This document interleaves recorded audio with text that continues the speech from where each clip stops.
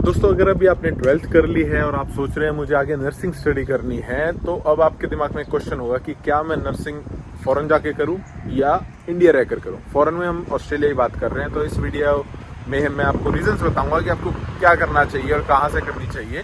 So follow this video till last. Ram Ram दोस्तों, मेरा नाम है सचिन धुवन और आप फिलहाल मुझे देख रहे हैं एडिलेड ऑस्ट्रेलिया से। तो भाई, एक कॉमन क्वेश्चन आता है कि क्या मुझे नर्सिंग इंडिया से करनी चाहिए बैचलर्स या ऑस्ट्रेलिया आके करनी चाहिए। तो भाई, इसमें हम 3-4 पॉइंट्स आपसे बात करते हैं। पहली बात तो ये है कि अगर आपको लगता है कि आप इंडिया से नर्सिंग करके आप ऑस्ट्रेलिया का एनक्लेक्स और ऑस्की क्लियर कर सकते हैं, if you are that much confident, तो मैं कहूँगा आपको इंडिया से नर्सिंग करनी चाहिए। अगर आपको लगता है कि आप नहीं कर पाओगे ये, आपको इसलिए बैचलर्स आप आना चाहते हो, तो आपको बैचलर में आ जाना चाहिए। It is a 3 years programme only. अब दूसरा पॉइंट आता है जो फंड्स वाला। अगर आपको लगता है आपके पास इतने फंड हैं, other it is a home loan या एजुकेशन लोन या कहीं भी आपकी फैमिली आपको स्पॉन्सर कर सकती है, कुछ भी ऐसा सीन है, तो मैं कहूँगा कि भाई आप वो भी ले सकते हो। अब लोग पूछेंगे कि भाई ये फीस कैसे निकलती है। भाई, मैंने काफ़ी यहाँ अपने मिडिल क्लास कह लो या जमींदार वाले फैमिली वाले जो आए हैं बच्चे, उन्होंने भी यहाँ आके फीस से निकाली हैं।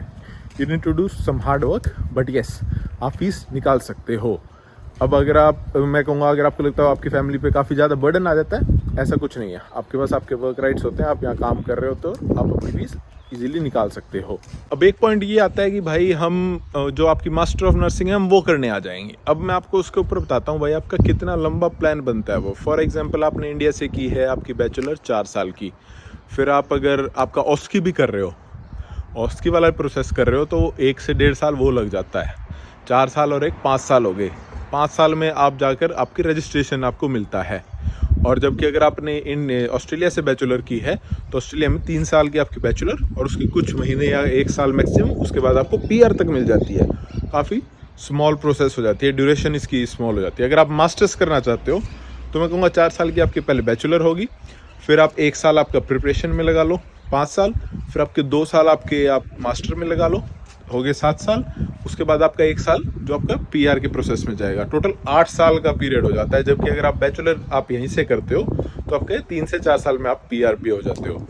तो ये दोस्तों 3 पॉइंट हैं। आप अब इसमें सोचकर आपको डिसाइड करना है, either you will be doing it in Australia or you will be doing it in India.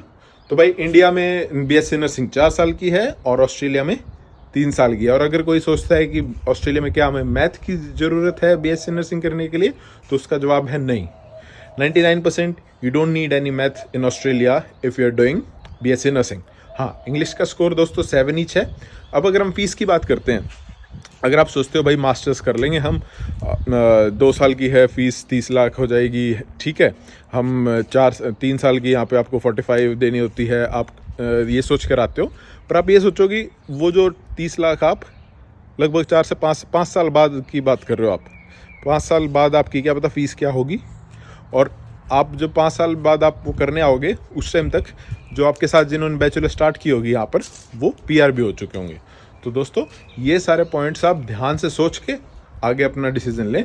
और बाकी दोस्तों, ऐसे वीडियोस देखने के लिए don't forget to subscribe, like कर दें दोस्तों। आगे मिलते हैं। राम राम।